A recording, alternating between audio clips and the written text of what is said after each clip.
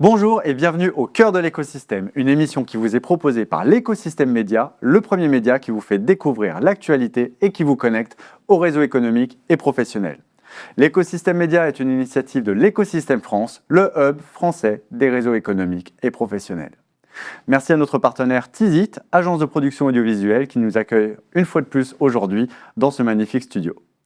Aujourd'hui, nous allons plonger au cœur de l'écosystème de la famille du numérique de la région Auvergne-Rhône-Alpes, à savoir Digital League, le cluster de la région. Pour ce faire, j'ai à côté de moi sur le plateau Salem Naïtidir, délégué général adjoint de Digital League, ainsi que Lina Benalima, responsable événementiel de Digital League. Bonjour à vous deux. Bonjour Damien. Merci d'être présent aujourd'hui. Donc, pour nous présenter un petit peu Digital League, on va parler ensemble de l'écosystème numérique du territoire, un peu aussi la logique économique, les sujets forcément d'actualité autour de l'IA dont on n'arrête pas d'entendre parler au quotidien, qui transforme véritablement les entreprises depuis 2-3 ans. Et puis bien évidemment, nous allons aborder Digital Summer, l'événement phare qui arrive fin août, qui est incontournable au campus région du numérique. Salem, on va commencer par vous. Digital League, donc c'est aujourd'hui une très belle communauté qui est soutenue par la région Auvergne-Rhône-Alpes, qui aujourd'hui rassemble 450 adhérents environ. Est-ce que vous pouvez nous rappeler un petit peu l'historique de ce superbe réseau qui rassemble la fameuse famille du numérique, dont j'ai le plaisir de faire partie, et nous expliquer un petit peu quel est son ADN et sa mission au quotidien? Oula, Damien, si je dois raconter tout l'historique de Digital League, il nous faudra 2-3 heures d'émission. Alors, Digital League est née en 2017. L'année prochaine, ça fera 10 ans d'existence de ce cluster. Elle est née, c'est un cluster qui est né d'une fusion de plusieurs structures déjà qui existaient sur les différents territoires de la région Auvergne-Rhône-Alpes. Il y a la volonté de nos administrateurs de se réunir en 2017 et de créer qu'un seul cluster qui s'appelle Digital League, qui couvre toute la région Auvergne-Rhône-Alpes. Le siège social est à Lyon, à Charbonnières-les-Bains plus exactement. Mais on a des présences partout sur les principales villes de la région. Et l'objectif, c'est de réunir ce que le coprésident Jean-Paul Genoux aime appeler la famille du numérique à l'échelle régionale. Donc avec près de 450 adhérents, 440 à peu près, pour être plus près, et 18 salariés, collaborateurs de la structure. On anime cette filière à l'échelle régionale. Alors justement, quelle est votre mission au quotidien? Quel est un peu l'objectif à atteindre pour le compte de ces adhérents? L'objectif principal, c'est vraiment d'accompagner les adhérents, les entreprises de la filière numérique régionale dans leur stratégie de croissance. Et je précise bien, j'insiste sur le mot accompagner. On n'est pas là pour faire à leur place, mais on est là pour les aider. Un chef d'entreprise, qui soit patron d'une TPE ou d'un grand compte, il a besoin d'échanger avec les autres, il a besoin de s'ouvrir aux autres. Donc nous, Digital League, on est là pour offrir ce climat, cet environnement de confiance, cet environnement d'échange et de coopération entre les membres. Donc notre mission principale, ça commence, c'est un premier niveau qui est vraiment de l'animation du réseau et de la mise en relation entre entreprises de la tech. Et ensuite, on monte comme une pyramide, en fait, d'un niveau à part de l'accompagnement, la formation des collaborateurs, de l'accompagnement sur des stratégies de développement précises. On a ce qu'on appelle les clubs également, d'échange de bonnes pratiques, les clubs thématiques, échange d'expériences et de bonnes pratiques entre les professionnels, entre pairs, parmi nos entreprises adhérentes. Et on va jusqu'à l'accompagnement à l'international. Parce que Digital League accompagne ses adhérents sur des missions de prospection, sur de la présence à des salons à l'étranger. Donc voilà, ça va du local, vraiment du très proche, jusqu'à l'international. Alors aujourd'hui, quelle est la typologie de vos adhérents? Parce que par rapport à... On a la French Tech qui est très orientée accompagnement justement des startups et entreprises innovantes. Digital League est d'ailleurs adhérent de la French Tech. Donc vous, quelle est votre spécialité, votre ADN à l'origine en termes de typologie d'entreprise? Et membre fondateur de la French Tech en Saint-Étienne, Digital. En fait, je vais paraphraser toujours mon coprésident qui aime dire que en gros, on est des vieux start-upers. En fait, le cluster regroupe essentiellement des PME, éditeurs de logiciels, pour la majorité, et donc des PME qui sont entre 20 et 250 salariés. Pour la majorité, à 80% de nos adhérents, c'est cette typologie-là d'entreprise. Et après, on a quand même quelques start-up de la tech, mais vraiment numérique native, si j'ose dire, et des grands comptes également. Ces PME, comme je disais, c'est des éditeurs de logiciels pour la majorité. On a comme Esker, Visiative, Astré Software à Saint-Étienne, Alpha 3i à Annecy. Voilà, c'est cette typologie d'entreprise, d'éditeurs de logiciels de gestion, logiciels pour l'industrie, etc. Mais on a également des ESN, de belles ESN, pas des grosses ESN, hein, je ne vais pas les citer, mais on a des entreprises qui travaillent sur du développement d'applications métiers, applications web, avec des expertises métiers bien précises, hein, sur de l'intelligence artificielle, sur de la cybersécurité, ce type d'entreprise qu'on peut trouver chez Digital League. Et alors, Digital League, c'est véritablement une communauté sur l'ensemble de la région Auvergne-Rhône-Alpes, donc qui a une influence sur beaucoup de territoires, notamment, j'avais noté donc Lyon, Clermont-Ferrand, Saint-Étienne, Annecy, Valence, Grenoble. Comment faites-vous pour réussir à animer, vous nous disiez que vous aviez 17-18 permanents, effectivement, au sein de l'équipe. Comment vous faites pour créer vraiment une famille qui reste soudée à travers Digital League à l'année? C'est une très bonne question et c'est pas facile au quotidien, mais parce que ça nous demande une certaine organisation agile quand même et ça nous demande une présence sur tous les territoires. Moi, j'aime bien dire que Digital League, en fait, on a des adhérents de La Roche-sur-Foron jusqu'à Aurillac. On a quand même un adhérent à Aurillac. Donc, on se doit d'être présent au plus près de ces entreprises. Et c'est pour ça qu'on a créé, en fait, dès la création de Digital League, on s'est organisé en mode un peu fédéral, avec des antennes dans chacune des principales villes de la région, avec au moins un salarié présent sur ces antennes-là, et un groupe de chefs d'entreprise qui compose ce qu'on appelle un comité territorial, qui est chargé d'animer ce réseau en local.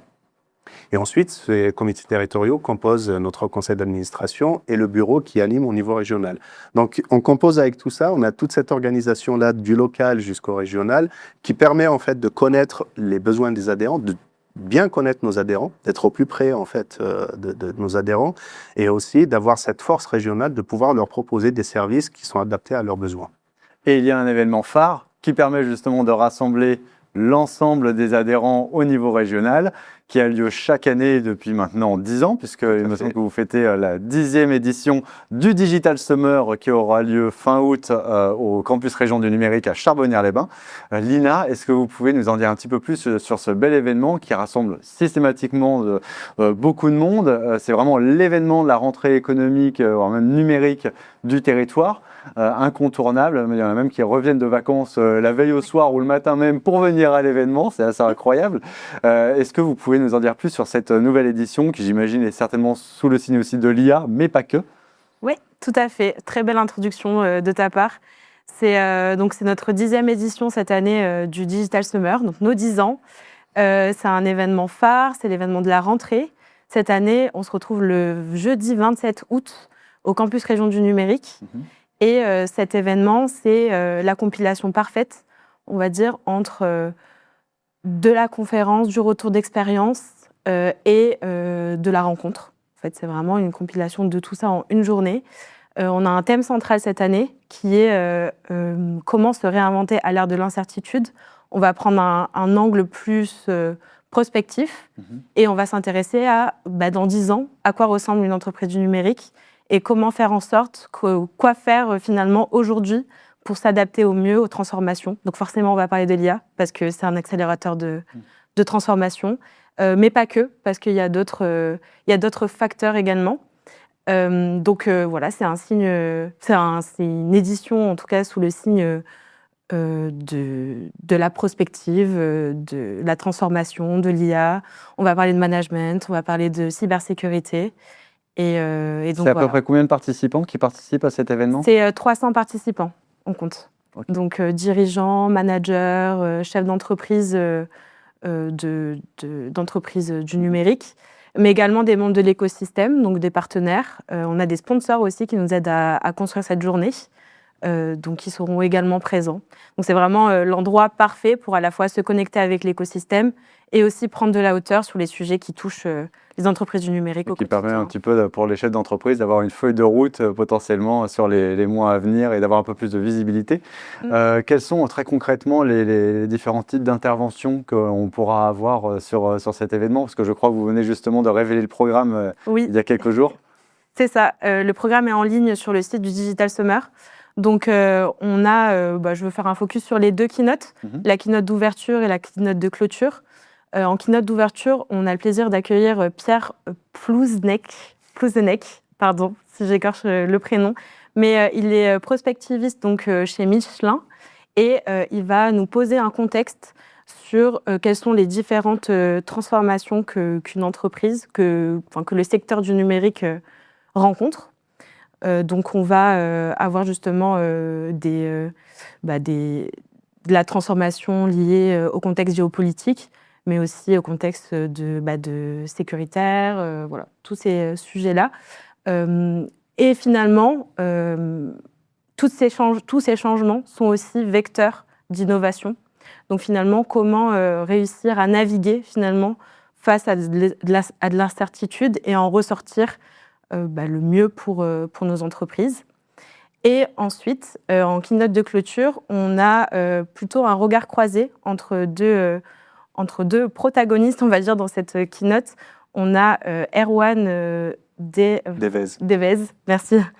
Erwan Devez, qui est consultant en neurosciences, donc avec un angle très théorique. Et on a le général Alain Didier, qui lui est donc officier général, mais aussi expert en gestion de crise.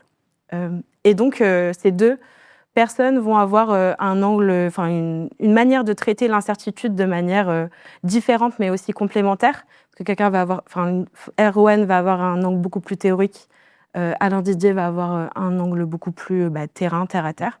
Donc, comment faire face à l'incertitude, comment faire face à l'imprévu en entreprise, cette keynote va nous permettre aussi d'aborder l'incertitude de manière plus globale et d'avancer avec des bons conseils. Prospective, inspiration, effectivement. Et puis des retours d'expérience aussi, je crois, de certains de vos adhérents sur des cas beaucoup plus concrets et pratico-pratiques.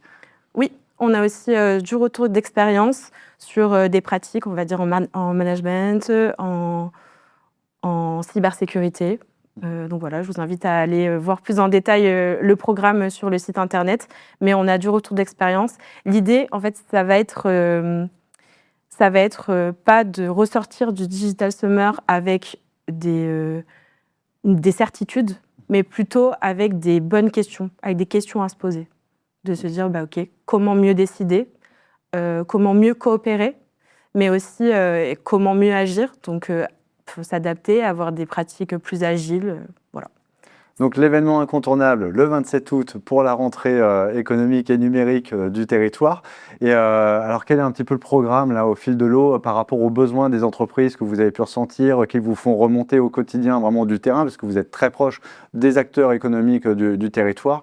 Quelles sont les différentes actions là, que vous mettez en place pour répondre à ces besoins-là d'ici la fin de l'année ?